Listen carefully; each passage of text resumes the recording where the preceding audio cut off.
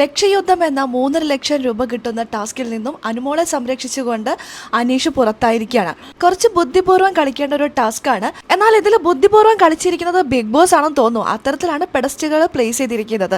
നമുക്ക് വീഡിയോയിലേക്ക് പോകാം. ആദ്യമായിട്ട് കാണുന്ന പ്രേക്ഷകരാണെങ്കിൽ കൂടുതൽ ബിഗ് ബോസ് വിശേഷങ്ങൾക്കായിട്ട് യൂട്യൂബ് ചാനൽ സബ്സ്ക്രൈബ് ചെയ്യുക. ലക്ഷയുദ്ധം ടാസ്ക് നടക്കുകയാണ്. 7 പെഡസ്റ്റൽ വെച്ചിട്ടുണ്ട്. ഈ 7 പെഡസ്റ്റൽ വെച്ചിരിക്കുന്ന രീതി തന്നെ ബുദ്ധിപൂർവ്വം തന്നെ വെച്ചിരിക്കുകയാണ്. കുടുംബാംഗങ്ങളല്ല, ബിഗ് ബോസ്. ആദ്യം വെച്ചിരിക്കുന്നത് ആദിലയുടെ, അത് കഴിഞ്ഞ് വെച്ചിരിക്കുന്നത് ഷാനവാസിൻ്റെ, അത് കഴിഞ്ഞ് സാബുമാൻ, അത് കഴിഞ്ഞ് അനീഷ്, അത് കഴിഞ്ഞ് അനുമോള്, അത് കഴിഞ്ഞ് അക്ബർ, അതിലേനെ നൂറയെ അങ്ങേയറ്റവും ഇങ്ങേയറ്റവും വെച്ചിരിക്കുന്നത്. രണ്ടുപേരും സേഫായിട്ടിരിക്കണം എന്നുള്ളൊരു ആഗ്രഹം ബിഗ് ബോസിന് ഉണ്ടായതുകൊണ്ടാണോ എന്ന് അറിയില്ല. അതവിടെ ഇരിക്കട്ടെ. അനുമോൾക്കും അനീഷിനും സെക്യൂരിറ്റി ഗാർഡ് പോലെ അപ്പുറത്തും ഇപ്പുറത്തും 2 നല്ല മല്ലന്മാരെ വെച്ചിരിക്കുകയാണ് കേട്ടോ. സാബുമാനെയും അക്ബറും. അനുമോളുടെ റൈറ്റ് സൈഡിൽ അക്ബറും അനീഷിൻ്റെ ലെഫ്റ്റ് സൈഡിൽ സാബുമാനും. അനുമോളുടെയും അനീഷിൻ്റെയും തൊട്ടടുത്ത് തന്നെ ഇവരെ പ്ലേസ് ചെയ്ത് തന്നെ ഒരു ബുദ്ധിപൂർവ്വമുള്ള ഒരു കളിയായിട്ട് എനിക്ക് തോന്നി. ടാസ്ക് സ്റ്റാർട്ട് ചെയ്തു, ഒരുപാട് നേരം അവിടെ നിന്നു കേട്ടോ. അത് കഴിഞ്ഞിട്ടാണ് ടാസ്ക് സ്റ്റാർട്ട് ചെയ്തത്.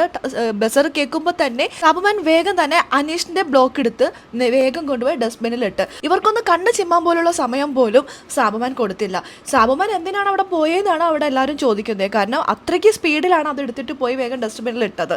അതൊരു ബുദ്ധിപൂർവ്വമുള്ളൊരു കളിയാണ്. അത് ബിഗ് ബോസിൻ്റെയും സാബുമാൻ്റെയും രണ്ടാളുടെയും. അങ്ങനെ തുടക്കം തന്നെ അനീഷിനെ പുറത്താക്കിയിരിക്കുകയാണ്. അനീഷ് വേഗം അനുമോളുടെ എടുത്തിട്ട് കയ്യിൽ ഹോൾഡ് ചെയ്ത് വെച്ചിരിക്കുകയായിരുന്നു. അനുമോളുടെ മറ്റാരും എടുക്കാൻ പോകാത്ത രീതിയിൽ അനുമോളുടെ എടുത്തു. പിന്നെ അത് ഡസ്റ്റ്ബിനിൽ ഇടണോ വേണ്ടേ എന്നുള്ളത് അനീഷിൻ്റെ തീരുമാനമാണ്.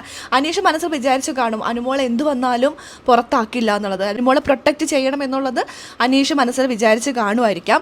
എന്തോ സ്വന്തം ബ്ലോക്കുകൾ ആർക്കും തന്നെ പ്രൊട്ടക്റ്റ് ചെയ്യാൻ പാടില്ല എന്ന് ബിഗ് ബോസ് പ്രത്യേകം എടുത്ത് പറഞ്ഞിട്ടുണ്ട്. അല്ല, അതിലേയും നൂറയും സ്വന്തം ബ്ലോക്കുകൾ ഇങ്ങനെ കെട്ടിപ്പിടിച്ചിരിക്കുകയാണ് കേട്ടോ, ആരും എടുക്കാതെ. അത് അനുമോൾ ഹൈലൈറ്റ് ചെയ്ത് പറയുകയും ചെയ്തിട്ടുണ്ടായിരുന്നു.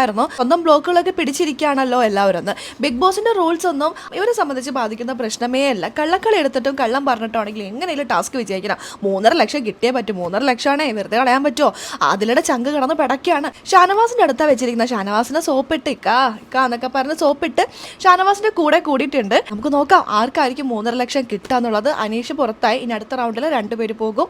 അത് കഴിഞ്ഞ് ഓരോരോ റൗണ്ടിലും ഒരാൾ വീതം പോയി 4 പേര് ഈ ഒരു ടാസ്കിൽ പുറത്താകും.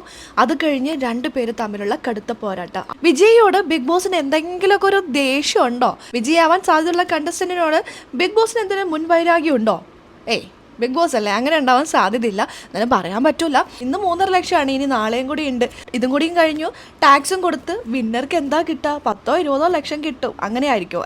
ടാക്സ് എന്തായാലും കൊടുക്കണം. അത് കമ്പനി അടയ്ക്കുമോ? കണ്ടസ്റ്റന്റിന് കിട്ടുന്ന തുകയിൽ നിന്ന് തന്നെ കുറയുമോ? എനിക്ക് തോന്നുന്നു കമ്പനി തന്നെ അടയ്ക്കും എന്നാണ് തോന്നുന്നത്. അതെന്താണെന്ന് അറിയില്ല.